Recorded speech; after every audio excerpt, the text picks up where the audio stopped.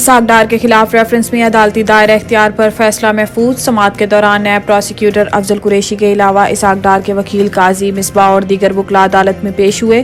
قاضی Misbah advocate نے دلائل دیتے ہوئے کہا ہے کہ 22 نومبر 2022 کو بری کرنے کی درخواست پر دلائل سنے گئے۔ احتساب عدالت نے اسحاق ڈار کو بری کرنے کی درخواست پر فیصلہ بھی سنایا تھا۔ اسحاق ڈار کے ریفرنس پر احتساب عدالت فیصلہ پہلے ہی کر چکی ہے۔ نیب پراسیکیوٹر افضل قریشی نے کہا ہے کہ ابھی تو پراسیکیوٹر نے بتانا ہے کہ کیس کو چلانا بھی بنتا ہے یا نہیں۔ احتساب عدالت نے اپنا مائنڈ بتا دیا ہوا ہے، داخل دفتر کرنا ٹھیک تھا۔ عدالت نے کہا ہے کہ کیا نئے قانون کا اس پر اطلاق ہوتا ہے، جس پر قاضی مصباح ایڈوکیٹ نے کہا ہے کہ ریفرنس بند کرنے کی بجائے اسحاق ڈار کو بری کیا گیا تھا۔ پروسیکیوشن اسحاق ڈار کے خلاف ثبوت پیش کرنے میں ناکام رہی۔ سیکشن 9A5 کو بھی ختم کر دیا گیا، کیس سے تعلق ہی نہیں رہا۔ مکمل دلائل سننے کے بعد فیصلہ سنایا گیا۔ سائفر کیس عمران خان شاہ محمود قریشی کے خلاف فرد جرم کی کارروائی مؤخر۔ اڈیالہ جیل میں قائم خصوصی عدالت میں اسپیشل جج ابو الحسنات ذوالقرنین نے ریمارکس دیے کہ آئندہ تاریخ پر صرف فرد جرم کی کارروائی ہوگی۔ پروسیکیوٹر شاہ خاور نے کہا ہے کہ سائفر کیس چالان کی تمام ضروری نقول فراہم کر دیں۔ آئندہ تاریخ 23 اکتوبر کو فرد جرم کے ساتھ ہی گواہان طلبی ہوگی۔ وکیل شیر افضل مروت نے کہا ہے کہ چیئرمین PTI کا مورال بلند ہے۔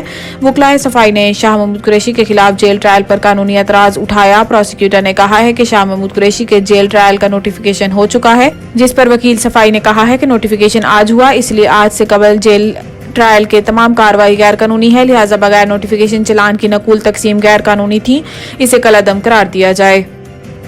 وزیر تجارت سے چینی سرمایہ کاروں کی ملاقات۔ پاکستان اسٹیل ملز کی نجکاری میں اظہار دلچسپی۔ وزیر تجارت و صنعت ڈاکٹر گوہر اعجاز کا دورہ چین پر۔ چینی سرمایہ کاروں اور تاجروں سے ملاقات۔ خصوصی سرمایہ کاری کونسل کے تحت زراعت، کانکنی اور IT میں سرمایہ کاری کی دعوت۔ تفصیلات کے مطابق وزیر تجارت گوہر اعجاز کی چینی سرمایہ کاروں اور تاجروں سے ملاقات۔ چینی کمپنی ٹانگیان ڈونگ ہوا کی پاکستان اسٹیل ملز کی نجکاری میں دلچسپی۔ وزیر تجارت گوہر اعجاز کی چیئرمین ٹانگیان ڈونگ ہوا گروپ سے ملاقات بھی ہوئی۔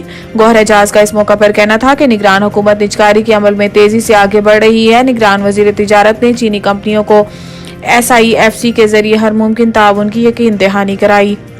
خیبر پختونخوا میں بجلی کی لوڈ شیڈنگ کے خاتمے کا فیصلہ کالعدم۔ عدالت عظمیٰ کی جانب سے باقاعدہ سے بل ادا کرنے والے صارفین کو بجلی کی بلا تعطل فراہمی کا پشاور ہائی کورٹ کا فیصلہ کالعدم قرار دیا گیا۔ سپریم کورٹ نے ریمارکس دیے کہ پشاور ہائی کورٹ کا لوڈ شیڈنگ کے خاتمے کا حکم قانون کے برخلاف ہے، اس لیے لوڈ شیڈنگ سے متاثرہ افراد نیپرا سے رجوع کریں۔ قانون میں ڈسکوز کے خلاف نیپرا اتھارٹی اور ٹریبیونل کے فورم قائم کیے گئے ہیں۔ متعلقہ فورم کے ہوتے ہوئے ہائی کورٹ براہ راست حکم جاری نہیں کر سکتی۔